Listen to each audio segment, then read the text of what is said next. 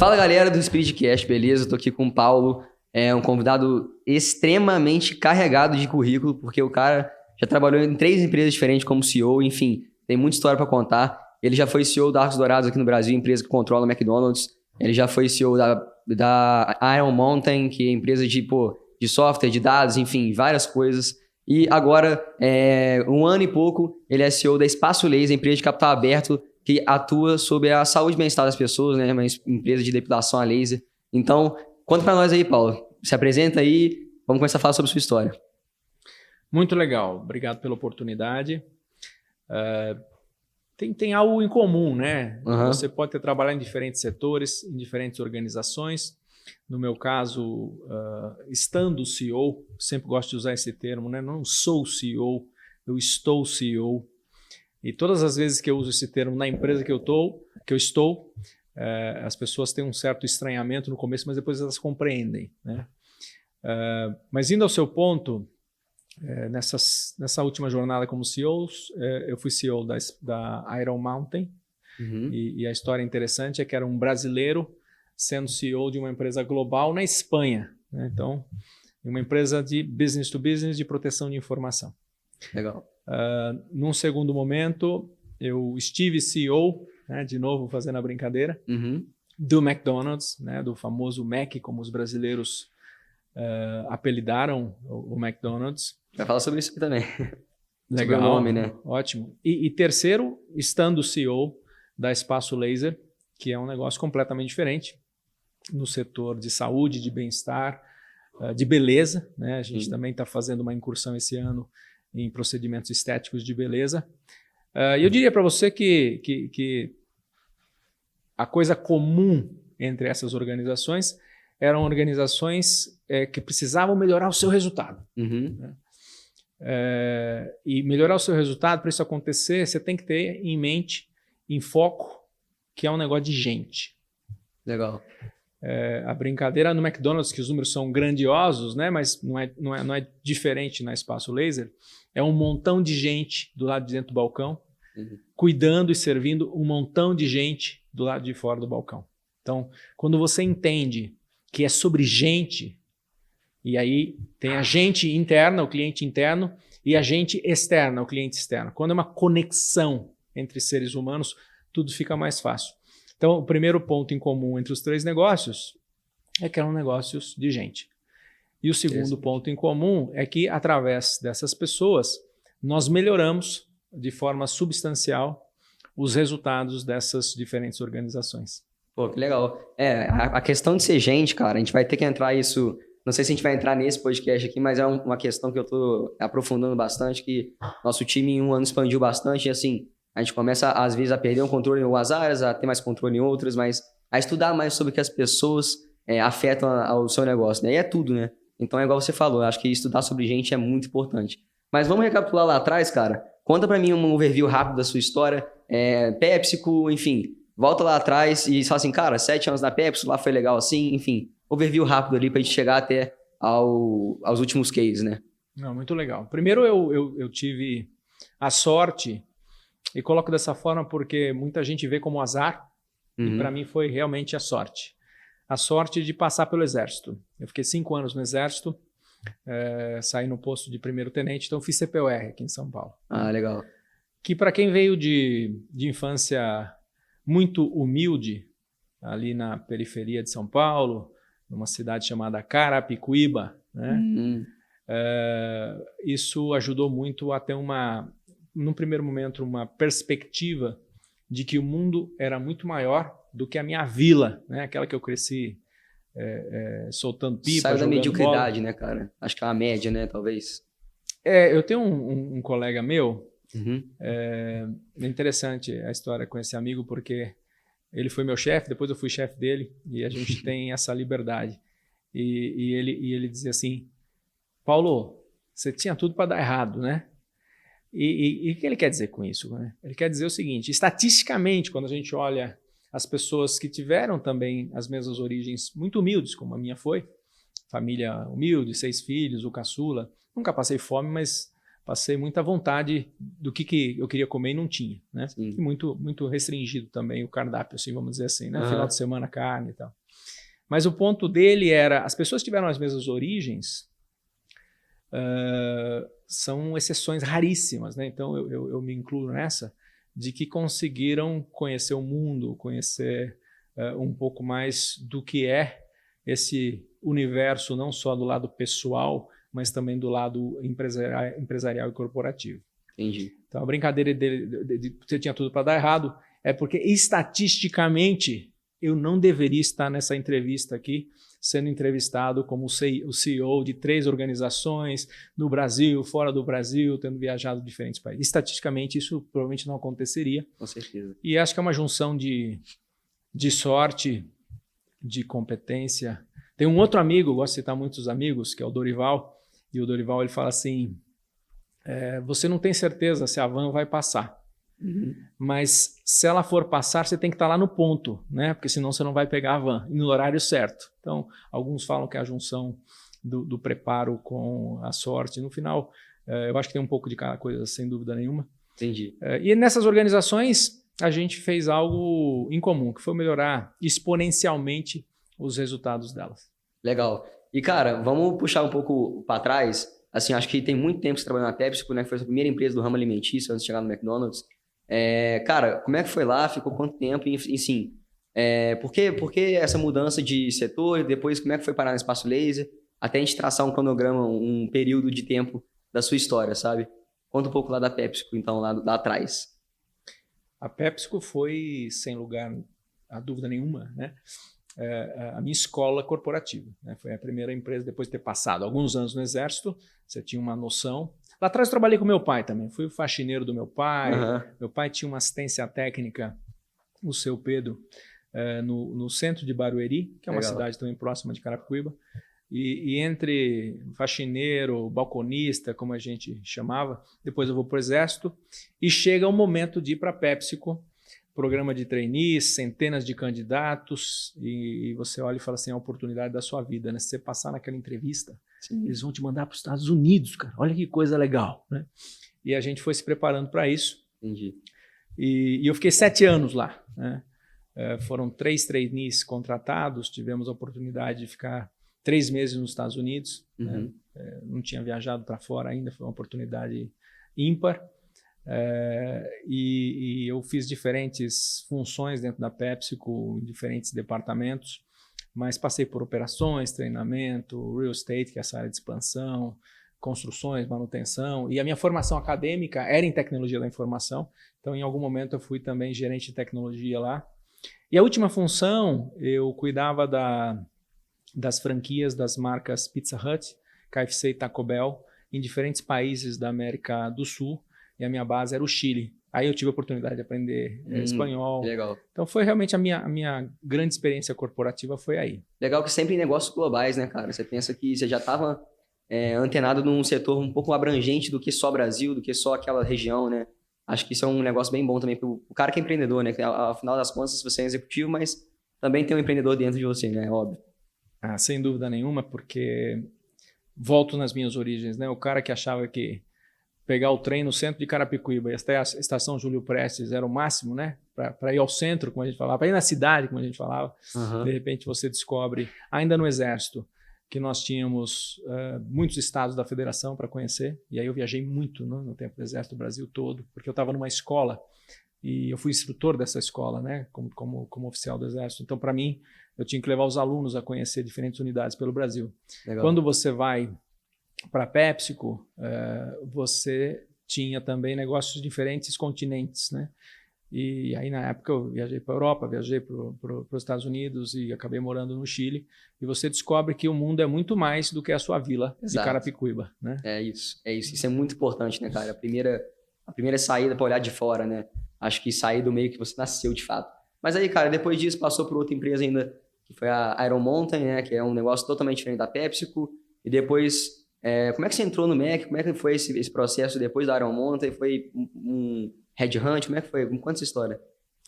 Eu estava morando na Espanha, né? Eu trabalhei na Iron Mountain, que é uma empresa de proteção de informação. Então, ela atua desde informação física, as famosas caixas de arquivo morto. Obviamente eu não chamava assim, porque a gente pode dar um nome mais pomposo para a caixa de arquivo morto e chamar de arquivos inativos. Mas eu fiquei metade do tempo no Brasil e a metade do tempo na Espanha. Então, dos 7 anos, metade lá e metade aqui. E essa foi a primeira oportunidade de liderar uma organização, o que todo mundo chama de presidente, de CEO, que eu realmente não gosto do termo. Se tem algo que você, CEO, tem que fazer, você, presidente, tem que fazer, é ressignificar o papel da presidência e do CEO. Entendi. Aliás, o Chief Executive Officer poderia ser expressado de outras formas, né? SE poderia significar enabling, né? O cara que facilita as coisas, ou até outras criações para essas siglas. Sim. Então, na Espanha, a gente teve a oportunidade de liderar um negócio. E o legal, né? Quando eu falei de transformar negócios através das pessoas, é esse olhar realmente de conhecer a sua equipe, de conhecer cada um dos seus colaboradores. Eu diria para você que a principal função do líder é desenvolver novos líderes. Legal. E eu gosto de colocar dessa forma, para alguém ficar pensando que isso é muito romântico, não é não. Isso é pura ciência. Sim. É matemática básica, porque a hora que você desenvolve novos líderes, você está trabalhando, ao invés de progressão aritmética, você está trabalhando com progressão geométrica. Né? Você está criando uma matriz e isso vira uma cultura da organização e realmente as pessoas começam a colaborar mais, começam a dialogar mais ao invés de discutir mais. Né? Legal. Bacana isso. E aí, depois da Iron ontem, como é que foi o processo de entrar no McDonald's? Onde você começou lá, é legal dizer também, né? Enfim, você não foi sempre CEO, né? Então, acho legal como é que foi sua evolução lá dentro, enfim. Conta isso aí pra gente. É muito legal, porque eu estava na Espanha, né? E o McDonald's Arcos Dourados, que é a franqueadora da marca McDonald's para 20 países da América Latina, buscava um executivo que tivesse tido experiências preferencialmente de varejo, mas preferencialmente de restaurantes de comida. Então já tinha trabalhado com Pizza Hut, com KFC, com Taco Bell no passado. Aliás, hoje eu sirvo ao conselho de administração da IMC, da International Meal Company, que detém o poder de operação de algumas dessas marcas que eu citei. Mas voltando a Arcos Dourados, isso era no ano de 2010, eu tinha passado alguns anos já na Espanha. Eles buscavam um executivo que tivesse a experiência de liderar negócios, de ter sido CEO de organizações, e se tivesse trabalhado também com restaurantes, melhor ainda. Então, um headhunter que algumas vezes já tinha me abordado, ele pergunta, acho que dessa vez você deveria ouvir com calma, tem uma empresa aí que acho que faz sentido você avaliar. E assim foi. Então, no ano de 2011, eu estava já fazendo parte do quadro de colaboradores do McDonald's no Brasil. Eu passei um ano em treinamento, um treinamento intenso para compreender, especialmente que o negócio era sobre uma grande marca, o negócio era sobre melhorar os números, mas essencialmente era um negócio de gente. Era um negócio que precisava ter um olhar e um carinho, preferencialmente brasileiro, né? E essa era a vantagem minha de que estar competindo com outros candidatos que não eram brasileiros, de trazer um olhar para compreender quais eram as necessidades, quais eram os sonhos, primeiro dos colaboradores do McDonald's, que naquele momento não sentiam orgulho de fazer parte daquela organização, não sentiam orgulho de vestir literalmente a camisa do McDonald's. Talvez era um pouco meio feio trabalhar no McDonald's, talvez, né? Para a galera mais operacional, talvez, né? Eu acho que a expressão McJob, que foi inclusive cunhada lá fora, mas que de alguma forma foi trazida para o Brasil. Mas o fato é, os colaboradores, por algumas razões, não sentiam orgulho mais de participar daquele negócio, especialmente na área mais operacional dos restaurantes. E uma das razões era, por exemplo, que ele não gostava do uniforme. Então, no meu período como CEO, a gente mudou o uniforme, a gente trouxe cores, a gente trouxe inovação, inclusive para a experiência do colaborador. Para citar uma delas é a questão do uniforme. E o uniforme que eles não gostavam era aquele cinza? Como é que era? Era um negócio mais monótono? Então, o uniforme era cinza e eles não gostavam, eu também não gostava. Né? Uhum. Era cinza, o bonezinho era cinza, e tudo ficava um pouco cinza e se criava algo muito homogêneo. Não se via a pessoa por trás do balcão, se via o McDonald's. E quando a gente, em alguns casos, até simplificou os códigos de vestimenta, né?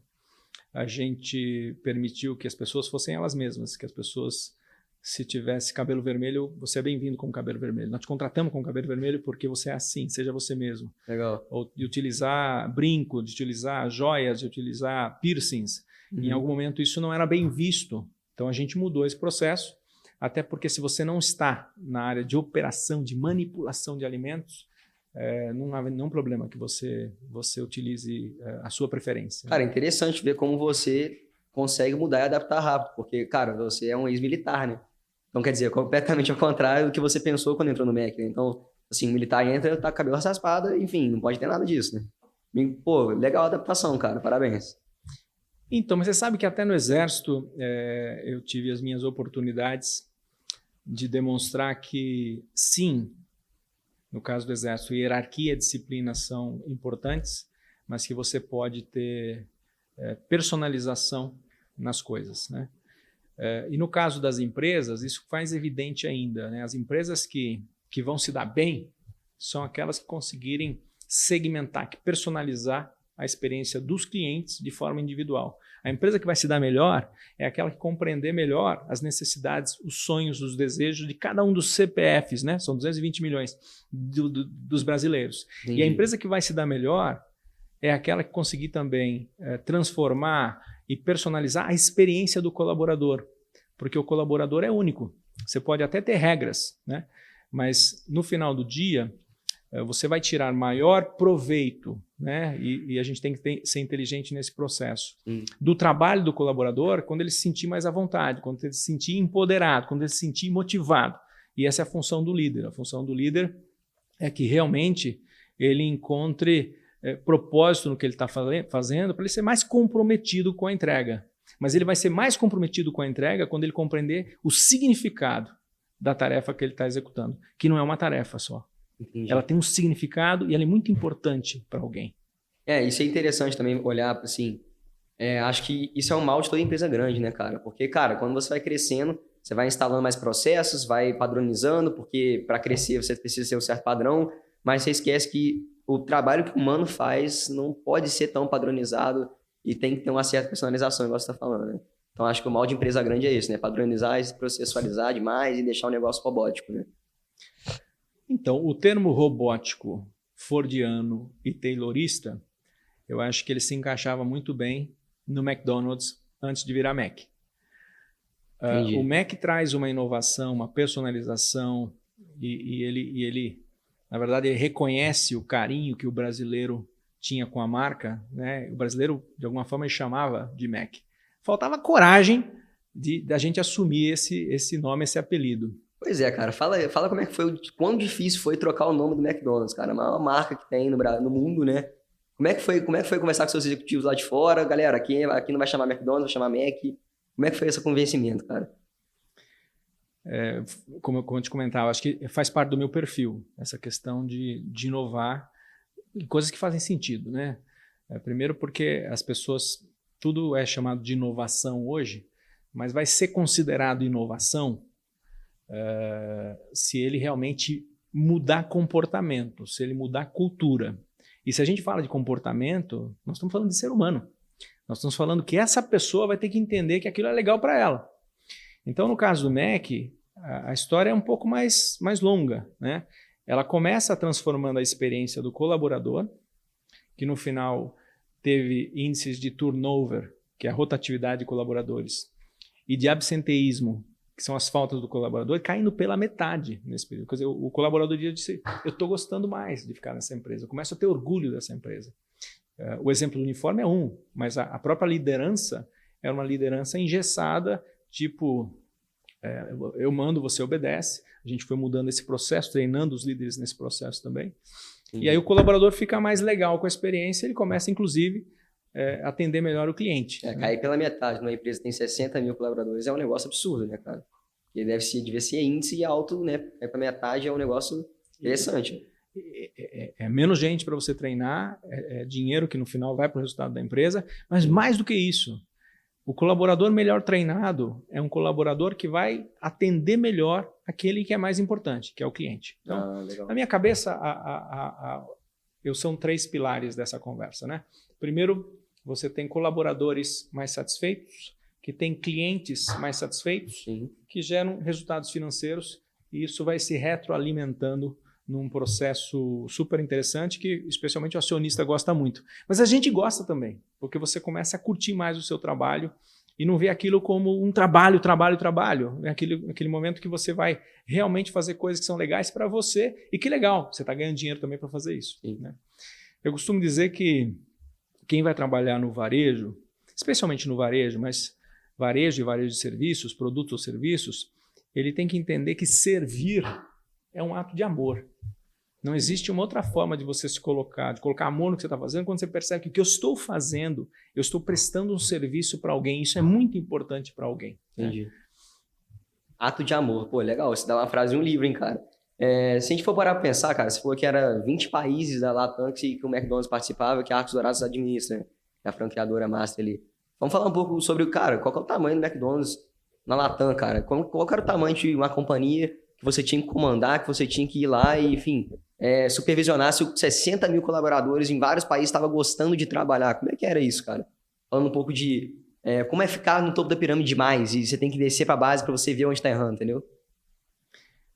No Brasil, o McDonald's hoje já ultrapassou a marca de 1.000 restaurantes. Ele ficou famoso e foi criado um ponto turístico na Avenida Paulista, que é o McMill, famoso McMill. E isso hoje já comporta mais de 60 mil colaboradores. E isso é a metade, mais ou menos, da América Latina. Então, o Brasil tem a importância que tem. É um país só, dentre 20, que a empresa que eu trabalhava coordenava as operações, mas ele representava 50% dos colaboradores, 50% das receitas e, dependendo do ano, 2/3 dos resultados. Então, o Brasil tinha a importância que tinha. Uma pergunta que é muito comum, eu me lembro de uma repórter me fazendo essa pergunta, quando ela dizia assim, como é que é liderar 50, 60 mil colaboradores, Paulo? Fala pra gente aí. E eu disse assim, eu não sei.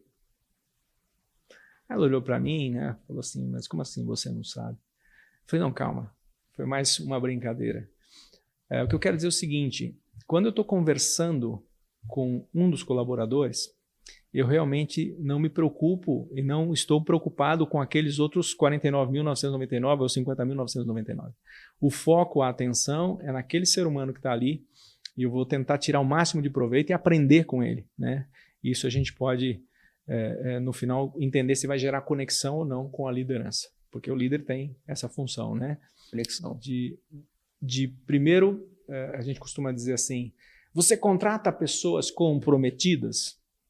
Aliás, essa é uma pergunta que eu não faria numa entrevista, porque você não vai obter a resposta certa e muitas vezes você vai promover que exista um processo ali de fingimento daquele processo. E as entrevistas são feitas para que elas sejam autênticas, né, genuínas. Mas o que eu quero dizer é, a função do líder é gerar comprometimento dos seus colaboradores com a sua empresa. E alguém pode dizer, mas como é que você faz isso? Já tem que contratar o cara comprometido. Se for, melhor para você. Mas se não, a sua função como líder é explicar a importância do trabalho dele para que ele encontre propósito, que ele encontre significado no que ele está fazendo. Entendi. E pode ser significado em colocar o sal na quantidade correta na Mac fritas, na batata frita. Pode ser significado em limpar uma mesa, entender a importância de matar as bactérias e que ninguém fique doente se eventualmente um outro cliente estivesse doente quando ele está comendo. Então, você vai sanitizar a mesa, entender a importância disso. Se eu for para espaço laser, é você encontrar significado em manter a sala de consultas do cliente organizadinha para que quando o cliente chegue lá ele se sinta bem. É um lugar de bem-estar. Quando as pessoas conseguem compreender a importância do trabalho delas, elas começam a ter prazer naquilo que elas estão fazendo. É isso que eu quero dizer, com esse comprometimento que tem que ser gerado. Preferencialmente a pessoa poderia ter, mas se não, o líder tem esse papel. Entendi. Então, você gerando comprometimento é melhor, porque são tantas coisas para fiscalizar dentro de uma companhia desse tamanho, igual a Espaço Laser, igual a McDonald's, que é melhor você gerar comprometimento do que tentar fiscalizar o trabalho de alguém, né? Enfim, tentar fiscalizar se o cara vira o sal certinho na Mac Fritas, né? Entendi. Pô, baita insight, legal. Poderia ser para o entregador do iFood compreender a importância dele entregar corretamente aquele saquinho, aquela sacola, aquela caixa para o sanduíche que a pessoa que fez o pedido, né? Ele tem que entender a importância disso. E se você permitir, eu queria voltar nesse aspecto da tecnologia. A tecnologia, sem dúvida nenhuma, ela nunca vai substituir a importância da conexão humana, né? O que realmente promove conexão entre marcas, empresas, consumidores, colaboradores, são os seres humanos. Mas tudo aquilo que puder ser automatizado, ele deve ser automatizado. Então, a automatização é algo que deve ser, a tecnologia deve nos ajudar a automatizar tudo aquilo que pode ser automatizado. Porque se pode ser automatizado, provavelmente vai fazer melhor do que um ser humano. Eu queria citar um exemplo na Espaço Laser. A gente tem incentivado muito que os nossos clientes utilizem mais o aplicativo, o famoso app, né, no seu celular.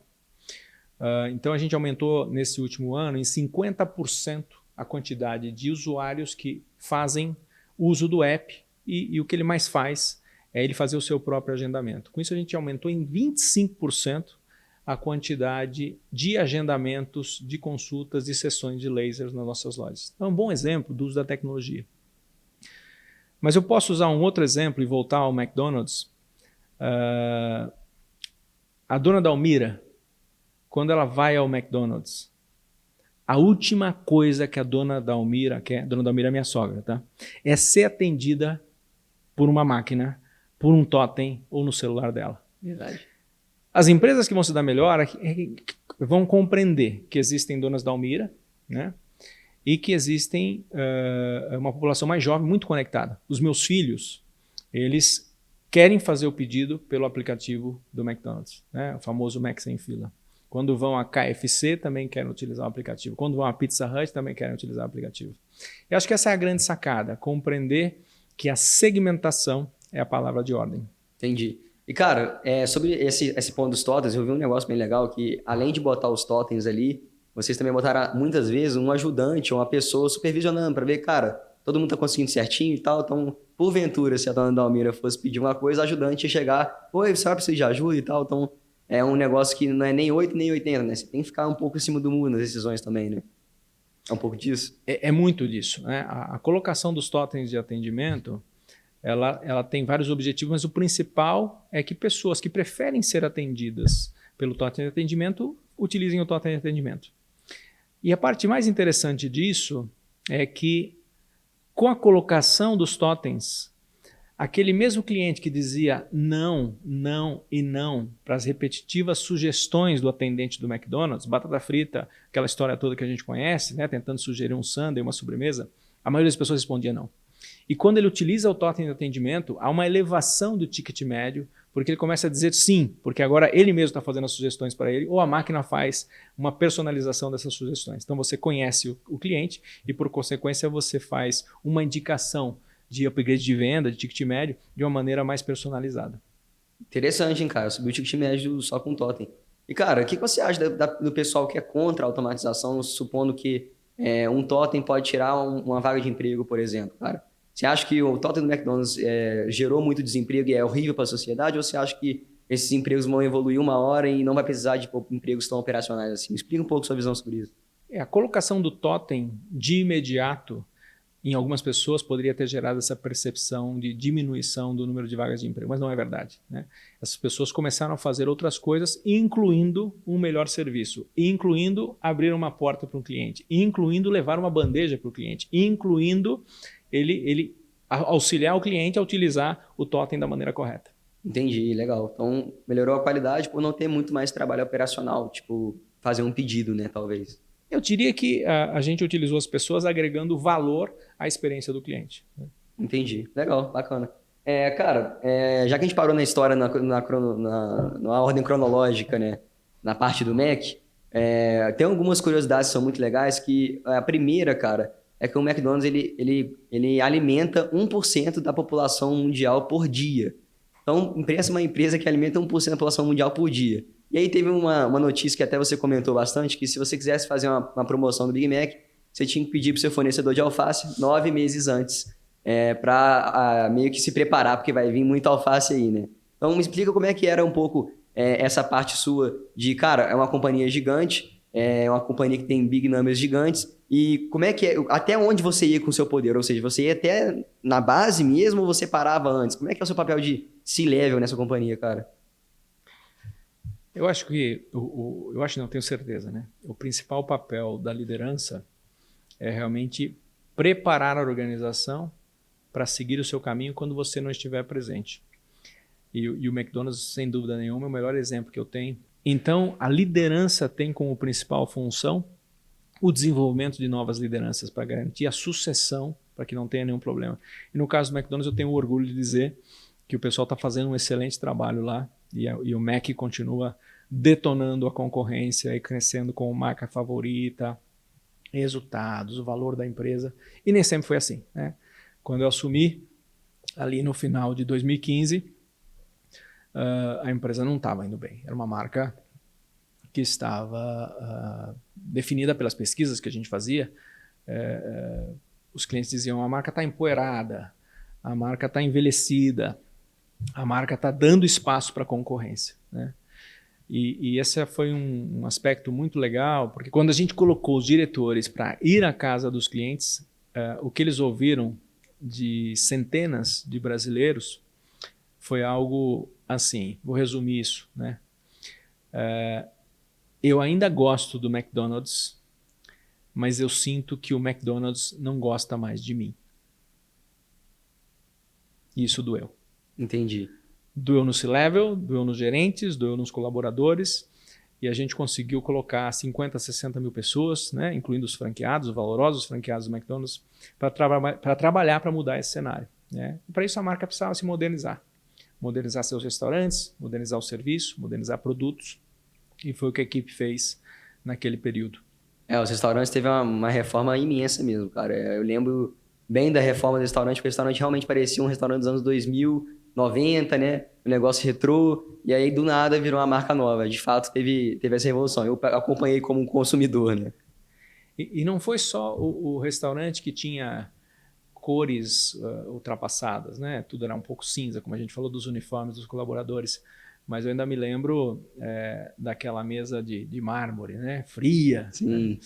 As cadeiras fixas. Sim. E tinham coisas que a gente fazia que hoje é mais fácil dizer que não deveria ser daquela forma. Mas quando eu entrei, nós tínhamos a fila número 1, né? Que você pegava a fila para fazer o seu pedido. Depois a gente pedia para você ir para a fila número 2 para guardar a sua bandeja. E o pior é que a gente achava que estava fazendo a coisa certa, né? E por 40 anos funcionou, mas em algum momento a gente se perguntou se aquilo que havia trazido o McDonald's até aquele lugar, que era o lugar da liderança, ele seria, só aquilo seria suficiente para levar para o futuro, e a gente percebeu que não, que precisava modernizar a organização. Pô, que legal. E, cara, entrando um pouco na parte de mitos do McDonald's, né, pra gente encerrar essa parte também do Mac, não sei se você gosta de falar sobre o Mac, né, cara? Não tem como não citar, né? Acho que foi 11 anos de história, então... Não, faz parte da minha história, sem dúvida nenhuma. Aliás, estou cheio de amigos, colaboradores, que toda hora a gente se encontra. Eu vou hoje ao McDonald's, vou hoje à KFC, vou à Pizza Hut e converso com pessoas que trabalharam comigo, que tenho um tremendo orgulho de dizer, eu de alguma forma ajudei a desenvolver aquele colaborador, né? Entendi. Pô, que legal, deve ser imensa gratidão, né? E, cara, um mito muito legal que as pessoas têm é que se o McDonald's, a carne do McDonald's é feita de minhoca, cara. Eu sei que você vai responder sobre isso, mas eu queria ouvir de você. O que você responde para as pessoas que acham que a carne do McDonald's é feita de minhoca? Quando eu fui contratado, a dona Dalmira, que é a minha sogra, né? Ela exatamente fez essa pergunta para mim. Mas a carne é de minhoca? Eu ouvi falar que a carne é de minhoca. Então essa brincadeira existe, mas como é que você trata esse assunto, né? Teve a notícia mais lida da Home e do UOL, num desses anos aí em que eu estava na gestão do McDonald's, foi McDonald's abre suas portas e diz 0% minhoca, 100% carne bovina. Carne pura. Né? E aquela foi a notícia mais lida do UOL. Teve um segundo cara que eu não sei quem é, parece que o nome dele é Bill Gates, ele ficou em segundo lugar. A primeira foi a gente. E basicamente foi uma entrevista que eu dei e que eu fiz exatamente isso. Né? Eu peguei a gente estava fazendo um programa de portas abertas, que é convidar as pessoas a conhecerem o McDonald's por dentro, conhecer a cozinha, os procedimentos, perceber que tomate é tomate, ovo é ovo, carne é carne, pão é pão. E a maneira de ganhar as manchetes, e ser a notícia mais lida, foi com essa menção. Então, você brincar com aquilo que você tem certeza que é uma lenda urbana, acaba desconstruindo ela. Né? Entendi. Estranho seria se vocês ficassem chateados com a notícia dessa, né? Então, por exemplo, sei lá, processar essa pessoa que publicou isso, qualquer coisa do tipo. Não pode fazer isso, né? Acho que tem que... Foi eu que falei, 0% minhoca, 100% carne bovina. E você tem razão. No fundo, o que a gente fez foi brincar com uma lenda urbana. E antes, acho que sim. Acho que os executivos anteriores tinham uma preocupação. Cara, brinca com isso, que as pessoas vão perceber que é brincadeira. Aliás, se for fazer carne 100% de minhoca, vai ficar tão cara que economicamente não faria sentido. Caraca, é mesmo, né? Porque minhoca não é barato, né? Exatamente. De fato. Caramba, que legal esse ponto de vista, assim, eu não tinha pensado nisso. Então, cara, pô, legal demais esse seu comentário. Sobre o ponto lá do McDonald's, eu queria que você forçasse um pouco mais disso também, do quanto o Big Mac, você tinha que fazer, para fazer uma promoção, você tinha que alinhar setores até de fornecedores, né? Então, é difícil demais controlar uma companhia muito grande, né? Seus movimentos são lentos, muitas vezes é engessado. Eu quero que você fale um pouco sobre esse negócio da promoção do Big Mac, sabe? Como é que era fazer mudanças dentro do McDonald's, sabe? Uhum. É incrível, né? Os números de uma das maiores marcas, né? Tá entre as 10 maiores marcas do mundo, mas mais importantes. Sim. Eles são grandiosos. Então, se a gente falar de novo de clientes, são 2 milhões de clientes por dia que passam pelos restaurantes do McDonald's só no Brasil. 1% da população, né? E você imagina, né? Daqui a pouco a população inteira passou. Sim. Você tem 50, 60 mil colaboradores do lado de dentro do balcão, cuidando de 2 milhões de clientes.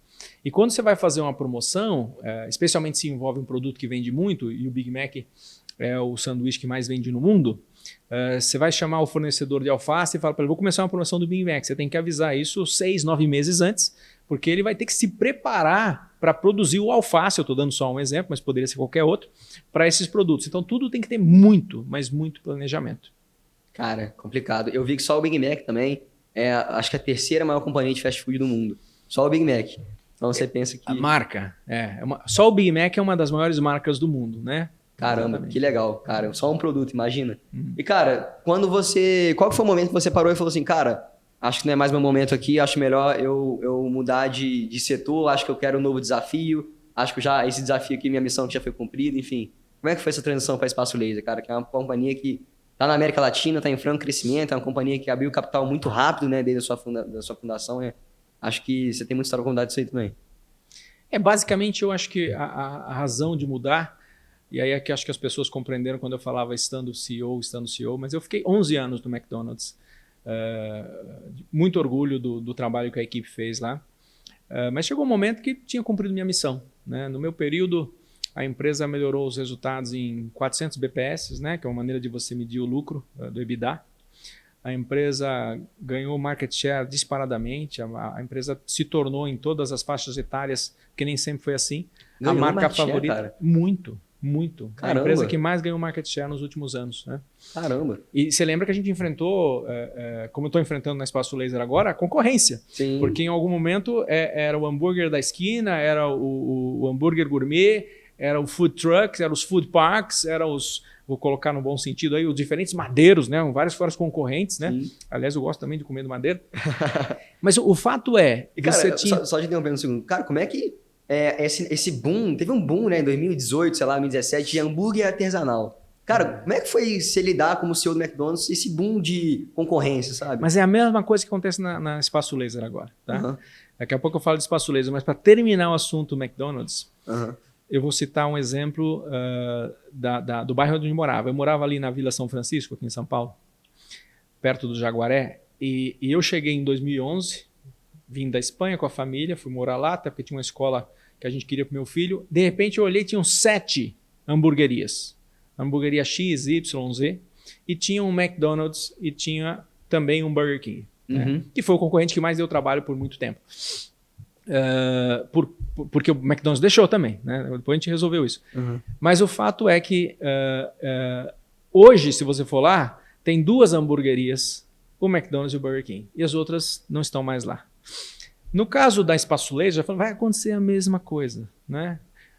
Quais são aqueles que vão conseguir tratar na sua equação de valor, na sua proposta de valor, aquilo que mais interessa para o seu cliente? Quem são aqueles que vão conseguir desenvolver vantagens competitivas? E foi o que o McDonald's fez. O McDonald's se modernizou, ele não mudou o Big Mac, mas mudou muita coisa que está em volta do Big Mac. Sim. A maneira como você é atendido, as instalações, a tecnologia, o som, as cores, o colaborador com o uniforme mais à vontade, em que ele pudesse ser ele mesmo. Esse tipo de coisas trouxeram modernização à marca. Entendi. Cara, que legal, cara. Esse comentário seu, eu acho que é uma visão de mercado que é bem, assim, certeira, né? Eu acho que quando a maré é baixa, você vê quem tá de calcinha, né? Eu acho que é um pouco isso, né? Então você vê que tinha um monte de hamburgueria ali perto do McDonald's, né? Várias artesanais, se não todas, né? E aí você vê que eu acho que o tempo mata as empresas que não são fortes, não são negócios, business que são realmente, como é que fala? Consolidados, né? De fato, né? Você me fez lembrar de algo super importante que quando alguém me pede opinião, um empreendedor que está num negócio começando, está há muitos anos, eu falo para ele, preste atenção numa coisa. O cliente muda. O cliente muda. E o que o McDonald's não percebeu naquela época é que o cliente de 40 anos que tinha dado tudo certo, ele tinha mudado. Os jovens tinham novos costumes, queriam coisas diferentes, queriam uma marca mais desencanada, mais próxima, né? A forma como eu ouvi nas pesquisas os clientes descrevendo o McDonald's era como... Você pode ver como é que ele se parece. Se tivesse que comparar o McDonald's, você pode falar com um carro ou pode falar com uma pessoa. E quando você fala com uma pessoa, você fala, o McDonald's para mim é como um executivo que eu respeito. Ele está de terno, às vezes de gravata, mas ele tem uma certa distância de mim, né? E as outras marcas perceberam isso como oportunidade e se aproximaram desse cliente. Quando a gente trouxe o Mac, o que a gente trouxe de volta foi jovialidade, foi energia, foi nós te entendemos. Como é que você quer pedir o seu produto? Porque uma época você não podia nem alterar o seu produto, né? Você pedia lá o especial, demorava para vir. Então, foi essa capacidade de compreender as novas necessidades do consumidor brasileiro que fizeram o McDonald's estar vencendo essa corrida, essa batalha aí pelo cliente, no caso no fast food.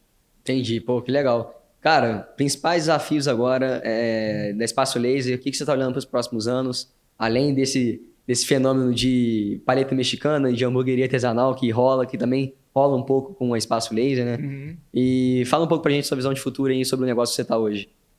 Bom, vamos lá. O negócio é muito bom, né? E por que é muito bom? Primeiro, existe um mercado subpenetrado. Os últimos números, que são as pesquisas feitas em 2019, falam que o mercado de depilação a laser é um mercado que não tem 5% de penetração. Nós estamos atualizando esses números, mas vai ser muito baixo. Se você for para mercados mais maduros, e a Espanha, que é um mercado que eu vou estar visitando na próxima semana, ela já tem penetração superior a 50%. Então, se olhar, são dezenas de milhões de brasileiros que ainda não entenderam os benefícios para ficar só na depilação a laser. E hoje as novas gerações elas já são muito mais adeptas a experimentar processos disruptivos, no caso da depilação. Se você for a uma praia hoje, você vai ver os meninos, né, que antes não faziam, mas já com o tórax depilado, com as costas depiladas. Então, você vê as meninas que antes tradicionalmente entravam na depilação pela lâmina, iam para a cera e depois iam para laser, muitas delas já saltando diretamente para laser, né? Então, é só a nossa capacidade de explicar para os clientes quais são os reais benefícios desse processo que é muito mais interessante, muito mais vantajoso que a depilação a laser versus os métodos tradicionais, além de ser muito mais sustentável também.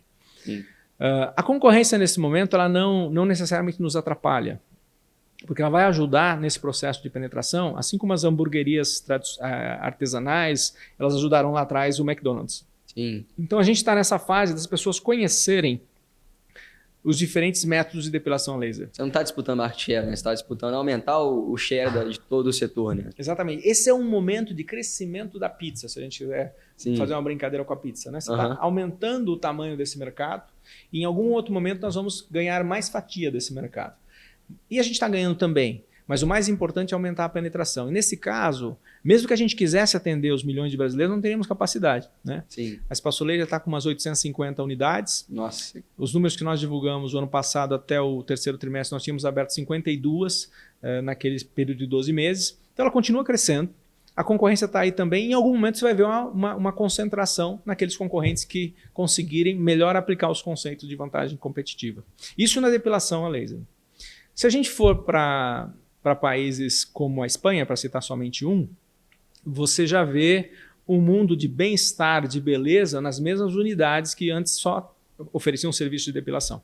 E é isso que a gente vai estudar. No primeiro semestre desse ano, nós teremos 10, 12 unidades da Espaço Laser testando serviços de beleza e estética. Então, vai ser uma conversa para a gente ter no segundo semestre de como é que foi essa nossa incursão nesse mundo. Legal.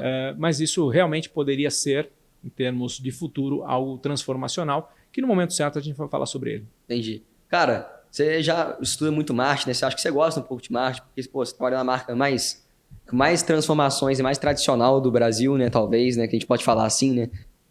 E, cara, o que você enxerga com a questão do marketing da Espaço Laser? Você tá fazendo muitos collabs com pessoas que caracterizam uma marca muito jovem, uma marca muito sexy, uma marca que todo mundo sabe que pô, a marca é legal, né? E tal. O que você pensa sobre o marketing da Espaço Laser, cara? É interessante, né? Porque existem algumas marcas que elas são realmente icônicas e são amadas, né? Quando elas acertam a conversa que elas têm que entrar, elas realmente potencializam ainda mais a sua força. Então, se no passado o executivo de marketing ele via as campanhas do próximo ano como 4 grandes momentos, né? Uma grande campanha no primeiro trimestre, uma segunda no segundo e assim por diante, e com isso ele garantia os resultados do ano. Hoje a coisa mudou muito. Hoje existem conversas que as marcas podem ou não entrar, né? Eu acho que no caso do McDonald's, especialmente com o Mac, com o Maczice, com Fome de Mac, e tem ainda... O pessoal lá deve estar cuidando bem daquele pipeline que a gente deixou de opções para o futuro. Existem conversas que fazem todo sentido, mas elas têm que ser verdadeiras. Tá? Acho que é muito importante que você que está da área de marketing, eu, por exemplo, gosto de me envolver muito com o marketing, ainda que, obviamente, tenham profissionais muito mais competentes que eu para fazer isso. Eu gosto de me envolver, gosto de estar sabendo, gosto de estar dando sugestões, acompanhando. No caso do Mac foi uma criação minha, né? A coragem de colocar o Mac como Mac é minha. Depois, o João Branco, com a sua maestria e a sua competência usual, a sua genialidade junto com a agência, fez a implementação da forma mais criativa. Uma forma mais criativa não teria, foi sensacional mesmo. Mas você tem que estar ali junto, né? No caso do McDonald's, a gente não pediu autorização para mudar a marca para Mac. É mesmo? Você não foi lá nos caras lá em Washington, sei lá onde fica a sede do Mac e pediu pros caras, não? Então, se pedisse para mudar de McDonald's para Mac, você sabe qual seria a resposta? Não. Então a gente fez de uma maneira sem pedir, depois a gente foi explicar e foi bem recebida a explicação.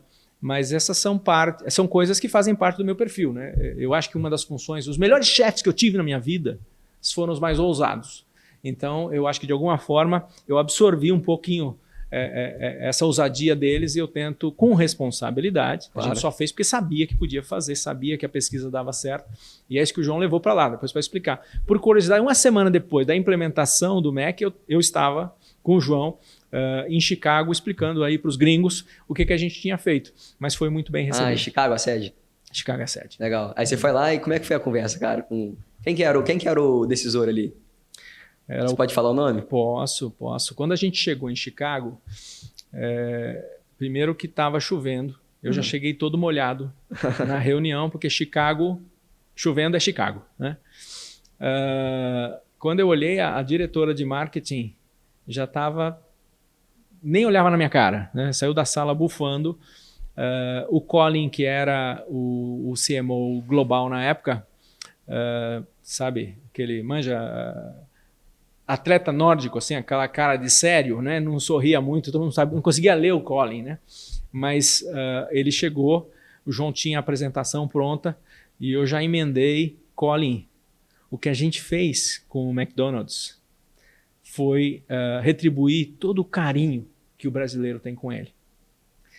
Aí ele falou: explica melhor. Aí eu disse assim: Colin, eu não sei você, mas eu tenho um apelido. Especialmente com a minha esposa, quando ela quer demonstrar todo o amor e todo o carinho que ela sente por mim, eu acho que ela sente, ela me chama pelo meu apelido carinhoso. Mas quando ela tá brava comigo, Colin, ela me chama de Paulo Sérgio de Camargo. E quando ela fala Paulo Sérgio de Camargo, Colin, que é a mesma coisa que McDonald's, se eu sei que ela poderia até me colocar de castigo. Mas não é isso. Quando ela me chama do meu apelido carinhoso, é como se ela estivesse chamando o McDonald's de Mac. E o Colin entendeu. Disse também que ele também tinha um apelido carinhoso, que as pessoas só utilizavam quando queriam passar muita ternura, muito carinho, muito afeto para ele. E me disse: o que é que você precisa de mim, Paulo? Caramba. Eu falei, a gente precisa mudar a marca em 7 restaurantes do McDonald's. E a gente depois vai precisar de um waiver para o Macmeal também. Ele falou: vamos em frente, faz todo sentido, parabéns pela iniciativa e vamos embora. Caramba, cara. Depois, obviamente, o João Branco, que para mim foi o melhor executivo de marketing, continua sendo, que eu conheci, ele implementou com a sua competência e fez a apresentação com todos os dados, gráficos, e mostrou que a gente estava tomando a decisão certa. Mas eu acho que assim, sempre tem que ter uma parceria entre aqueles que vão conduzir as campanhas com a criatividade, com a genialidade que os marqueteiros têm que ter, né? Especialmente numa marca como essa, mas também com o aval, com o sponsorship, né? do chefe, porque tem horas que você tem que segurar a bronca ali.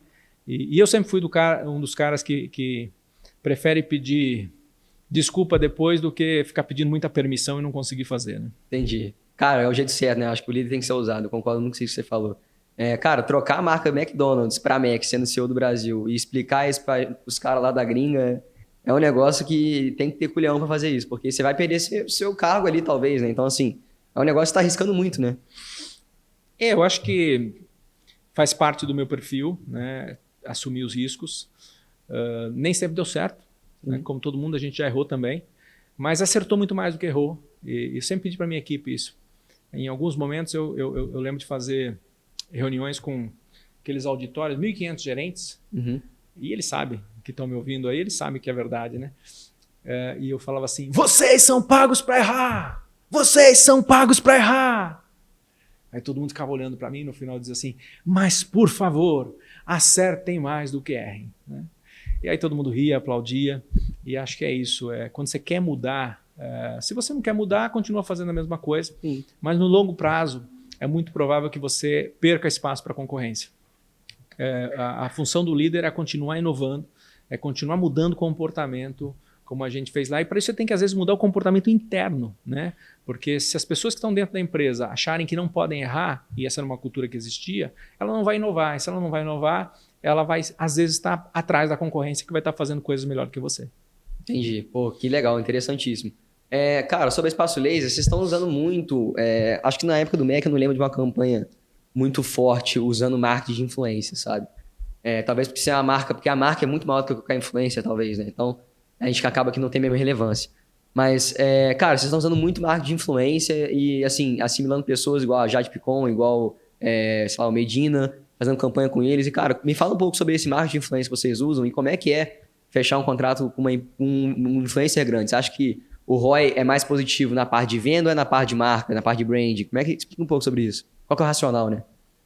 Eu acho que a medição mais importante aí, ROI, CAC, ROAS, todas elas são extremamente importantes e cada marca vai encontrar a estratégia correta para aquele momento, né? A Espaço Laser, por exemplo, ano passado usou Medina para falar com o público masculino, usou a Juliana Paz para falar de uma maneira mais brasileira com a mulher de meia idade, que vê a Juliana Paz como algo muito aspiracional. Verdade. E especialmente nas mídias digitais, a Jade Picon representa muito bem a nossa marca, né? Ela traz beleza, ela traz inteligência, ela traz bem-estar, ela traz liberdade, que é o que a mulher quer ter hoje, está preparada, né? Está sempre pronta. Sim. Tem funcionado muito bem. Entendi, legal. Cara, eu tenho curiosidade de saber, assim, a parte do influenciador nessa... É óbvio que eles entraram também numa fase que, igual você falou, a Xuxa participa da Espaço Laser, mas foi uma parte de uma troca de mídia for equity lá atrás, né? Quando a Espaço Laser era muito menor.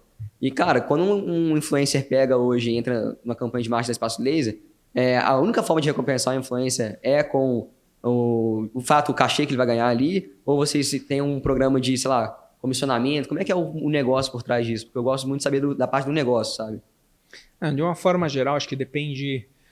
tem os micro-influenciadores que funcionam muito bem para cidades pequenas, em que tem o seu público-alvo.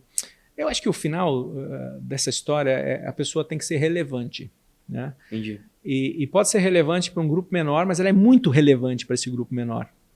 E ele pode ser relevante para um grupo maior. Agora, se você pegar alguém que tem uma audiência muito grande, mas não tem a relevância para a sua marca, para o seu serviço, acho que não faz muito sentido. Então, respondendo de maneira objetiva, eu acho que depende muito. E às vezes você está precisando se diferenciar naquela micro-região, naquela cidade, naquele estado, você tem que buscar alguém local. E aí tem diferentes formas de remuneração, desde remunerações mais em dinheiro no momento zero, para utilizar a imagem dessa pessoa por algum tempo. Tem algumas relacionadas a retorno.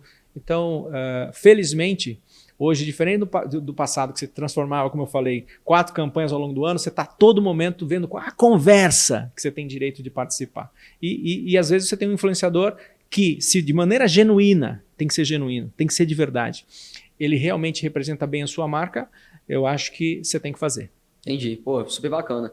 E, cara, pra gente, assim, resumir a conversa toda, igual você estava querendo falar também antes, que é um ponto muito legal, mas eu gostaria que você explicasse esse ponto novamente de uma maneira mais rasa, que é todos os negócios que você participou, que a gente falou um pouquinho deles aqui, e as suas diferenças, qual que é a coisa que tem em comum neles, e assim, tenta explicar ele da maneira mais rasa para a mensagem chegar em mais pessoas. Então, assim, vamos esquecer os termos que a gente usa toda hora em inglês e a conversa toda aprofundada aí, vamos ir mais para raso mesmo, e explica para uma pessoa que, sei lá, que está assistindo Espaço Laser, que lá no interior, que não sabe de nada, enfim. Explica um pouco mais sobre, então, a coisa que tem em comum, todos os negócios que você foi líder ali, ou os que você participou.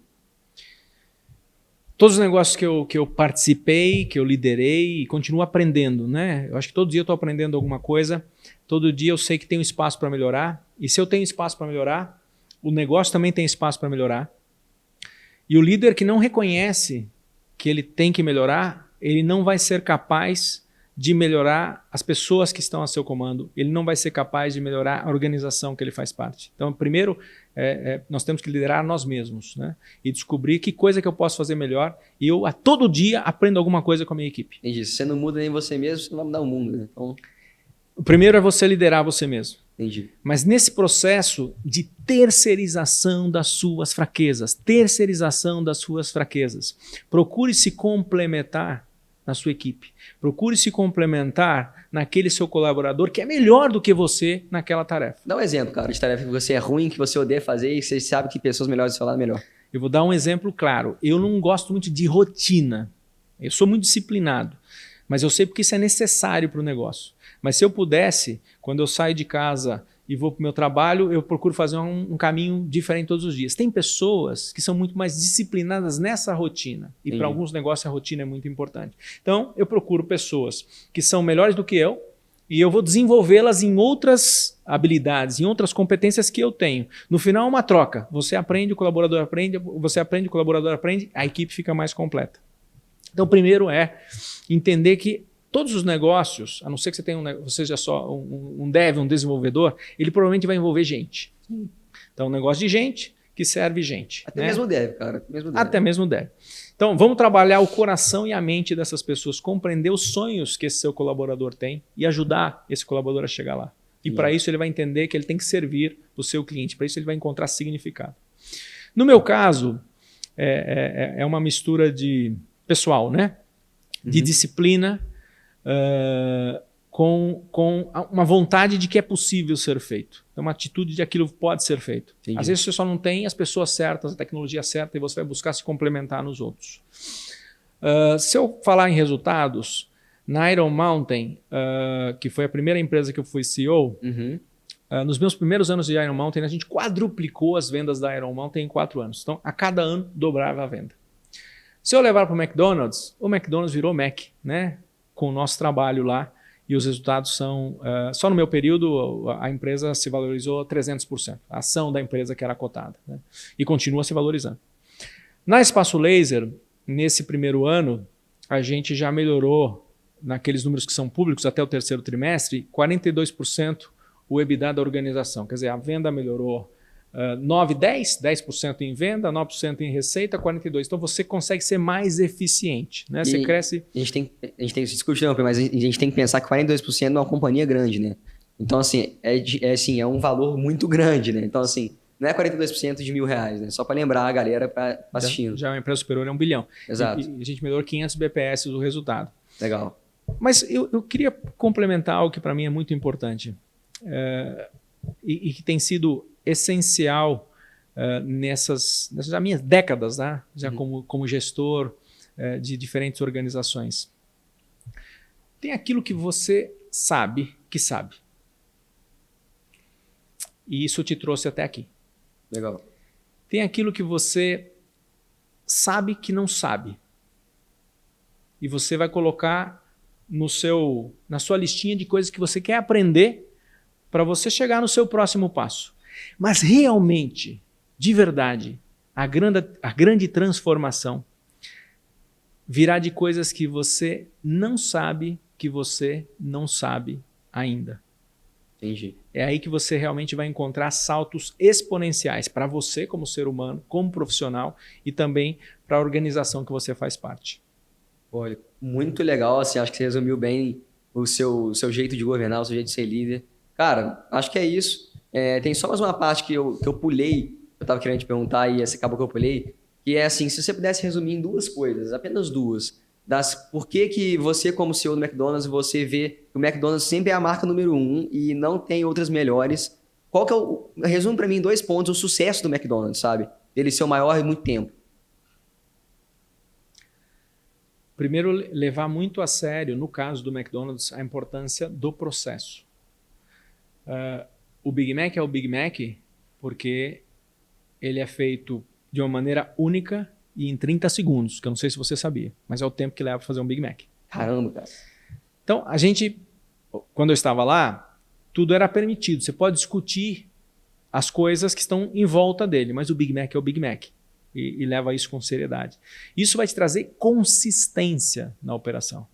Alguém pode eventualmente até não gostar do Big Mac, mas ele sabe que o Big Mac é sempre o Big Mac. E não é fácil fazer isso quando é uma marca global, quando são 2 milhões de clientes, com mais de 1.000 restaurantes, 50 mil colaboradores.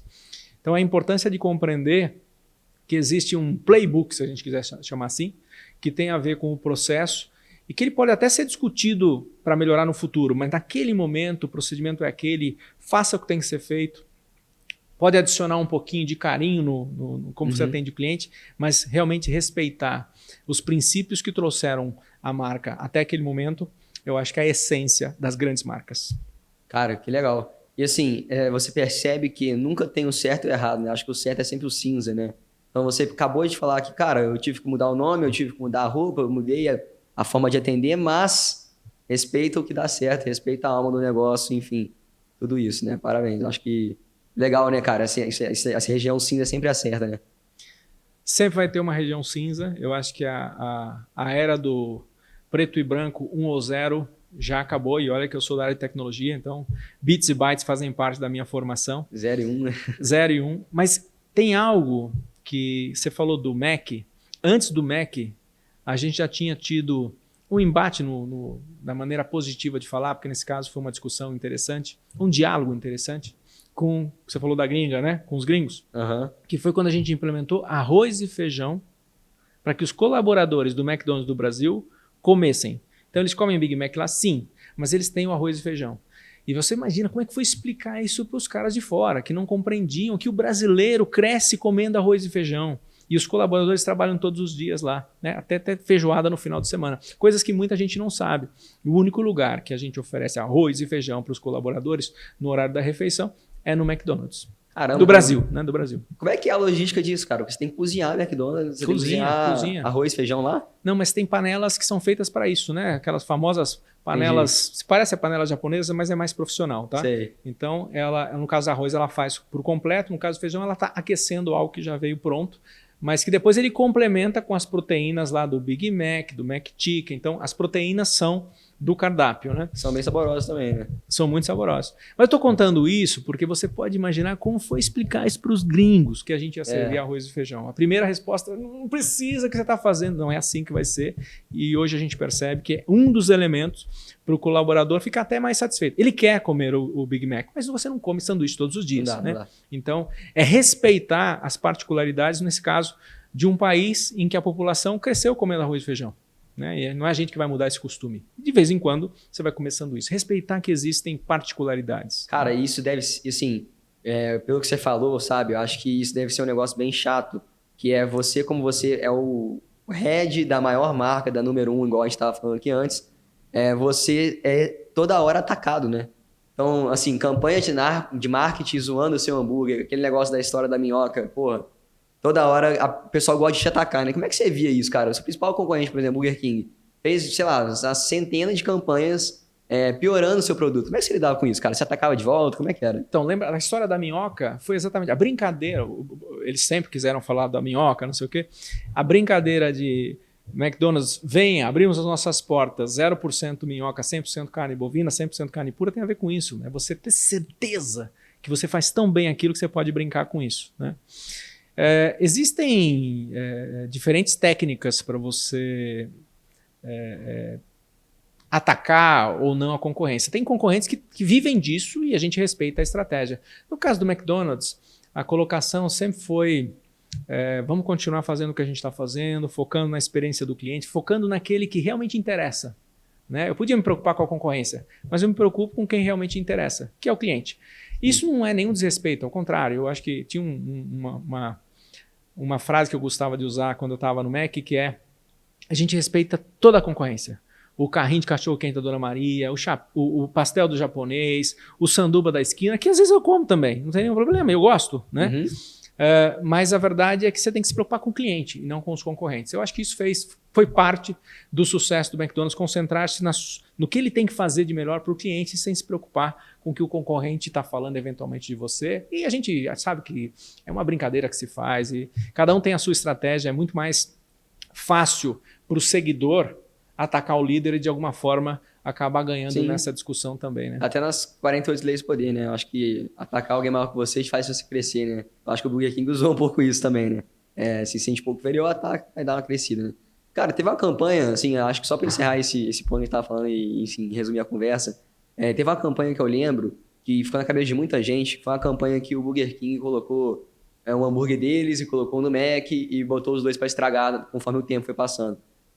Você como CEO do McDonald's, você viu essa campanha? O que você viu essa época ou não? Geralmente, quando o pessoal fazia essa pergunta para mim, eu estava na frente do McDonald's, o repórter eu falava assim, não sei do que você está falando. Porque a brincadeira sempre foi... Uma que falava assim, pô, mas e o BK tá atacando vocês? Falava assim, é mesmo? Eu não sabia. Quando que foi, né? Não chegou em mim. Não chegou, mas era brincadeira. Eu acho que, sinceramente, essa especificamente eu não me lembro, mas sempre a orientação para a equipe foi não reajam.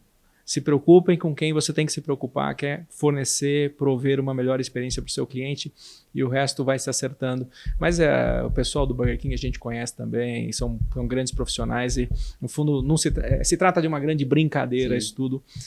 Quem acaba ganhando é o cliente. Na Espaço Laser era a mesma coisa. Sim. Na Espaço Laser, compreender que tem concorrência, mas que a gente tem que focar na nossa tecnologia, que é exclusiva. A tecnologia da Espaço Laser, os profissionais da Espaço Laser são, com todo respeito à concorrência, a gente tem que respeitar, mas eles são os melhores. Né? É o que diz, o NPS da Espaço Laser é de 87. Quando você experimenta, você gosta, né? Porque nós investimos em treinamento, temos uma universidade do laser, como tinha a Universidade do Hambúrguer, tem a Universidade do Laser que forma os seus profissionais, que são técnicos, são pessoas com qualificadas, com curso superior, né? A gente está falando de esteticistas, biomédicos, fisioterapeutas, que trabalham para cuidar do teu corpo. E é um negócio de confiança. Sim. Né? Quando o cliente vai a Espaço Laser, ele vai confiar o seu corpo, a sua pele aos nossos profissionais. Então, é a nossa obrigação treinar bem os nossos profissionais para fornecer o melhor serviço. O nosso equipamento também é único, tá? É o único que tem Alexandrite, ND Yag, com a marca desse equipamento que só nós possuímos, é uma exclusividade nossa. Então são legal. Coisas que fazem você se diferenciar da concorrência. Esse ponto que você falou sobre o treinamento de um serviço como esse, né, cara, é pesado, né? Porque, cara, igual você falou, você tá expondo seu corpo a uma pessoa estranha que ela tem que fazer um procedimento, imagina fazer um negócio errado. Então, assim, realmente o treinamento deve ser um ponto difícil. Bom, cara, farei todas as perguntas que eu tinha dúvida aqui. Eu conheci um pouquinho da sua história, óbvio que tem muito mais coisa para falar, mas não dá para resumir em 1 hora. Gostei muito do papo, acho que a gente tinha que conversar mais, enfim. A galera também gostou, com certeza, tem muitas coisas curiosas aqui sobre todos os negócios que você trabalhou. Enfim, cara, parabéns pelo trabalho aí, vamos seguir trabalhando, enfim. Fala uma mensagem final aí pra galera que você gosta de... Vamos lá, se você pudesse colocar no outdoor que a galera quer melhorar o mundo e melhorar a sociedade de fato, qual mensagem seria pra gente encerrar o assunto aqui e ir pra próxima? Quando a gente fala de negócios, e poderia ser de família, mas vamos falar de negócios, conheça a sua gente, conheça o seu colaborador, conheça o seu cliente. E a sua função é fazer com que essa interação seja o mais fluida possível. Esse é o papel principal do líder. Esse é o número 1. Número 2, como líder, desenvolva novos líderes. Esse é o principal papel do líder. E uma das formas de fazer isso é você entender que a autenticidade é a principal característica do líder.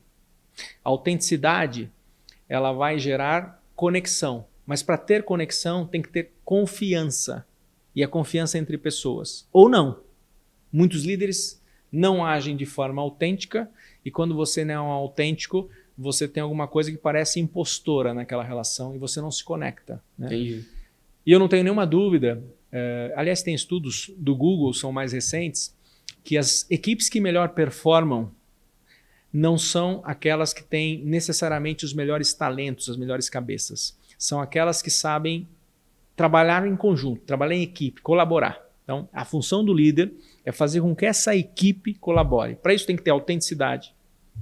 O líder tem que admitir que ele tem que melhorar. O líder tem que colocar na cabeça que mostrar ser vulnerável, o que era no passado, quando eu comecei a minha vida como executivo, um problema, né? O líder que se mostra vulnerável mostra que ele também tem espaço para melhorar. As pessoas não se conectam com seus títulos. Não interessa se você é vice-presidente, diretor, gerente, coordenador. As pessoas não se conectam com o seu título. As pessoas se conectam ou não com a pessoa que está por trás daquele cargo. Entendi. E para isso tem que ter autenticidade. Tem que ter realmente a capacidade de compreender que do lado de lá tem um ser humano e que esse ser humano, assim como você, quer se relacionar com outro ser humano, que tem que melhorar também.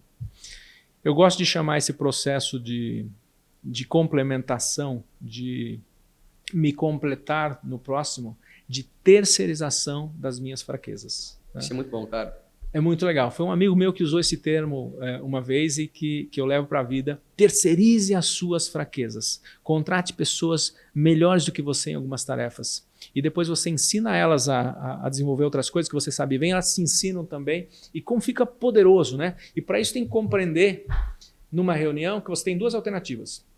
Dialogar ou discutir. Qual é a diferença?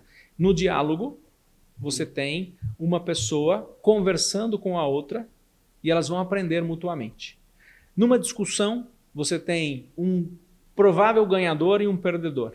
Entendi. Os dois não ganham.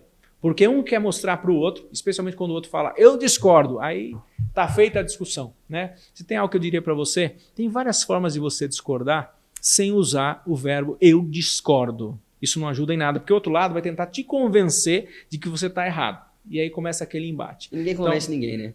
Ninguém convence ninguém. Ao invés de discutir, a minha recomendação é busque dialogar.